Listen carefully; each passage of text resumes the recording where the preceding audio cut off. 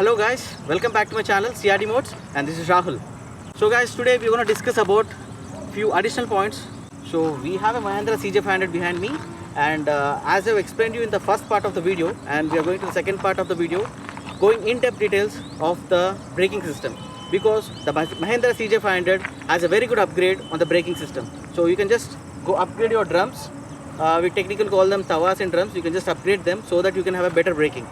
So in this video, we're going to check out the process of upgrading the wheels, especially in part of the braking.